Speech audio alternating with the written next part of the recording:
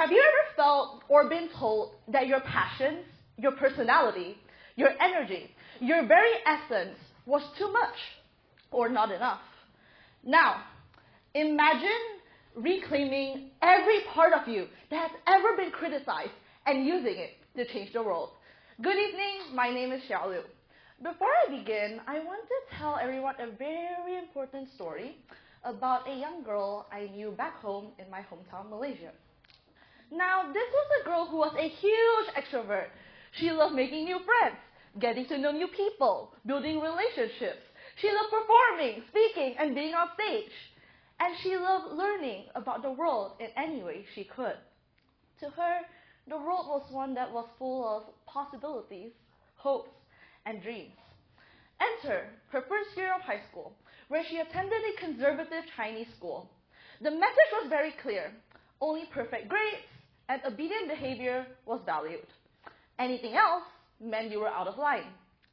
For the next 5 years, your self-worth did not matter outside how many A's you got in an exam or how conformative you were. Just keep your head down, do nothing else but study and excel. And being her, she was so excited to start high school. She wanted to make new friends with her classmates and get to know her peers.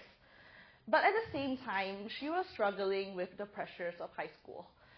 And 2 months into high school, during her first exam, she failed all her subjects except English. Yes, you heard me correctly, all her subjects. But to her, it was all right. There was still hope. There's still the next 5 years of trying. Until she became subjected to the bullying and abuse by her teachers and her peers.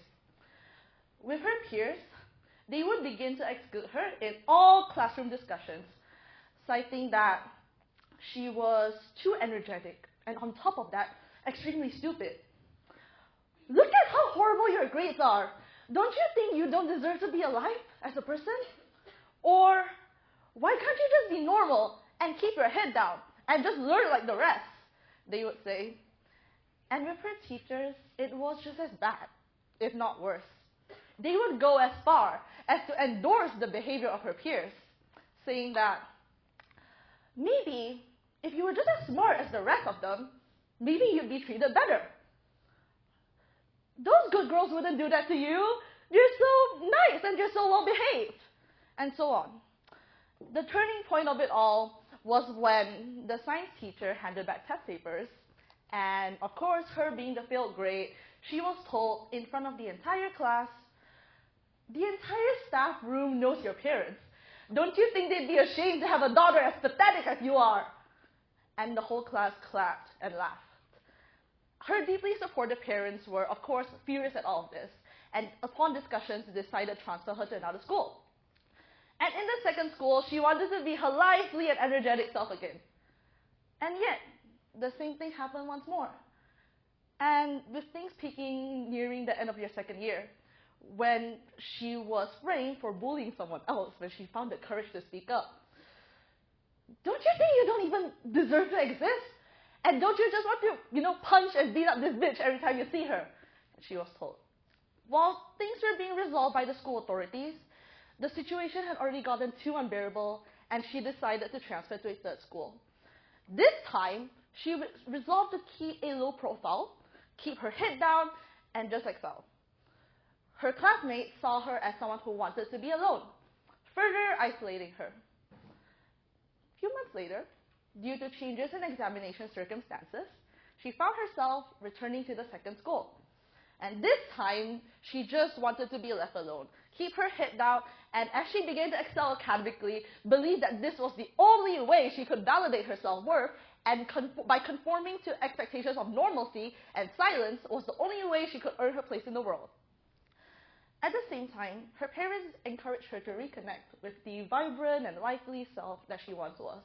And deep down, she yearned to reclaim that part of herself. And yet, every time she faced a crowd, she would be met with fears of the past and would stammer and tremble. And this cycle of fear and withdrawal continued for years. Until her penultimate year of high school, where she was offered the opportunity to join a global academic competition. This competition involved debating, exploring unconventional ideas, and just connecting with peers all over the world. activities that echoed the passions of her younger self. It was as if life had offered her a bridge back to the interests she had once cherished. And so she took a leap of faith and went for it. And during the competition, she found it being a space where the love of learning was driven by passion rather than grades, where connecting with people was encouraged, where judgment was absent, was very transformative. In fact, her old hopes and dreams began to become rekindled. And she realized that maybe there might be a placement for her outside the confines of narrow expectations and restricted classrooms, after all. And during COVID, she decided to take bold steps, even though she couldn't see her future and was uncertain about it. She joined international online debate tournaments still, ran for president of the student council, spoke up about issues she felt passionate about. While she was still very, very scared and still haunted by the past, she clung on to a renewed sense of faith and hope. Because, perhaps by doing all this, that there was a placement for her in the world. She kept on trying. She kept on believing. And in the face of uncertainty and adversity, there was her resilience. And in her resilience, there was hope. Now, I would like to introduce you to this very good friend of mine and tell you where she is today. Hi, my name is Shiao Lu. I'm a survivor of bullying, a three-school transfer student, and someone who grappled with severe stage fright as a teenager. Yet here I am, today, standing in front of all of you to share my story. Because I embrace these parts of myself as integral parts of my identity and my journey. The images on the right represent a young, scared, and disheartened teenager. A huge contrast to the curious and confident child on the left. The world wanted to silence her because she was not normal enough, because she was too expressive, and because she didn't want to blend into the background and conform to expectations of normalcy and silence. And this is me as well. This is when I was participating in the global academic competition and during COVID when I was still pushing my boundaries online. During this time, I couldn't see my future. I was still constantly scared of the past because I kept on convincing myself that I was too abnormal, that I was unworthy of existing in the world, for I had nothing to bring. Yet, I kept on trying. I kept on believing. Because with the encouragement of my parents and the friends I made at the academic competition, who's to say that I couldn't use my potential and my talents and my passions for good in the world after all? And here I am, standing in front of all of you today in a foreign country, here to talk about the idea of reclaiming resilience. I want you to think of a moment where you felt or someone has told you that you're too much of one thing or not enough of another. Maybe you've been told that you're too energetic, too boring, too introverted, too shy, too talkative, or not good enough in one thing. Maybe they said that these traits make you abnormal or ill-suited for the world. Maybe they said that these traits set you apart from other people. Right now, I want you to name these aspects of yourself. I want you to redefine these aspects of yourself on your own terms. And following all of that, I want you to reclaim these aspects of yourself and with pride, knowing that they contribute to your unique existence.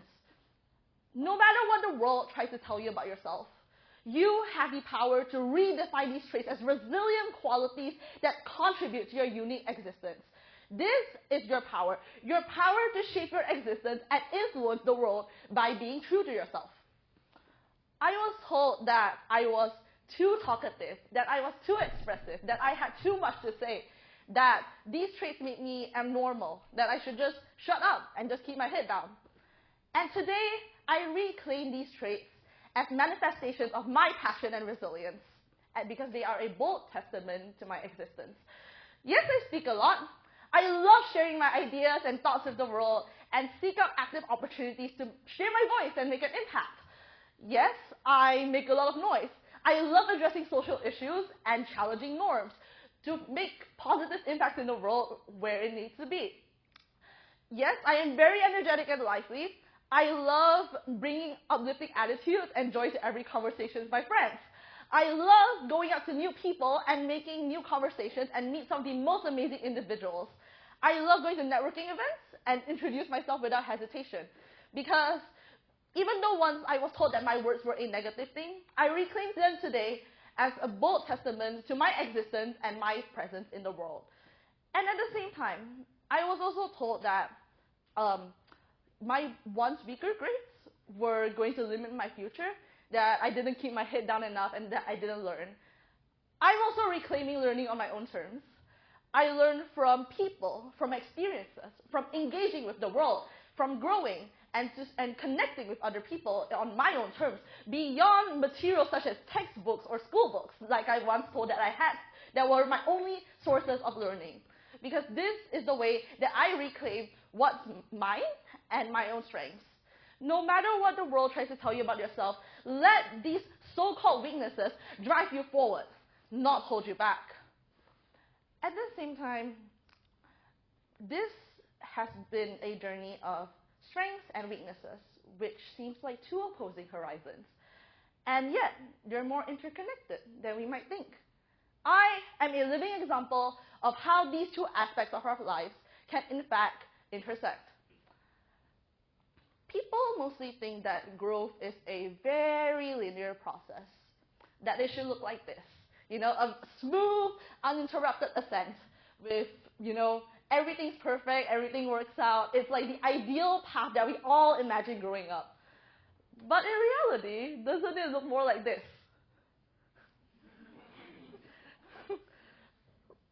Growth is not a linear process at all. It is full of twists, turns, and setbacks. There will be moments of confusion, self-doubt, and questioning. But remember, the power to reshape your journey lies in your own hands. Redefine your narrative, rewrite your existence on your own terms, and free yourself from these imposed limitations by reclaiming your strengths. Embrace this journey with courage and pride, knowing that you have the ability to thrive amidst all of life's ups and downs. And what you heard just now was a journey along the horizons of self-doubt and fear. And upon my journey of reclaiming and liberating my own strengths, I have now moved on to another horizon of self-empowerment, which I'm going to show you how that has been. So today, I'm currently a student at the University of Melbourne, pursuing a double major in politics and sociology. I'm in my bachelor's. And I am still making my impact in the world as the once talkative and imaginative girl who once faced bullying and had to transfer 3 schools. I, nearly over 3 years in Melbourne, have had the privilege to serve as the national chairperson of the Malaysia Students' Council of Australia, where I represent the voices of approximately 20,000 Malaysian students across the country. I have had the opportunity to intern at an organization focused on promoting social cohesion in Victorian schools. I serve as a project liaison coordinator for an organization that helps international students support the negative effects of gambling. And I am still, today, proudly reclaiming and liberating my strengths. And as for my most recent proudest achievement, I have been recognized by the Australian Financial Review as a top 100 future leader, as well as a finalist for Suncorp Group's Resilient Communities Award for my commitment to leadership and making an impact. And every day today, I want to tell you that my journey has come very full circle in remarkable ways. When I first visited Australia with my parents 9 years ago, this was when I was first facing bullying at my first school. And 9 years later, returning to Sydney as a proud and confident award winner, it felt like such a profound moment of triumph and reflection. And every day, I am still building my own community here in Melbourne, who I am extremely grateful for. With everything I have today, with the friendships and community I have today, I can definitely say I have come very, very far from that scared, frightened 13-year-old in a tiny, limiting classroom. With my deeply supportive parents back home, my dearest mom and dad, as well as my amazing friends, whom many are here today in the crowd, I can say that I have the most wonderful and supportive community that I am grateful for every single day. And yet, that is not to say that the journey has been without its challenges. As a final semester international student, I still face the struggles for planning for my future. Things such as employment, visas, and maintaining relationships still haunt me every single day. And yet, I remind myself that I have been resilient, that I am continuously reclaiming and liberating my strengths, and that I will continue to do so in the face of adversity. Because I know I have so much to offer to the world still, and all of you do too. And that I want you to take away the key message of my talk today. And that is knowing that you have the ability to reclaim and redefine your so-called weaknesses on your own terms. Your power is your existence in itself. You have the ability to transform these perceived weaknesses and struggles into sources of strength and brilliance. Reclaim and endure and embrace this journey with all the confidence and pride you have, knowing that these parts of you contribute to your unique existence and your amazing, unique way of making an impact in your community. And, reclaiming and liberating is, of course, not an easy process. It is still one that is ongoing for me. But it is through this journey that we may find our true selves and our true power. Embrace it with courage and pride, knowing that you have that kind of power within you. So I am a living example of reclaiming resilience, and I hope that after hearing my talk today, as well as listening to my story, that you may forge ahead in your own resilient way, proudly acknowledging, liberating, and reclaiming your own unique strengths as people. Thank you.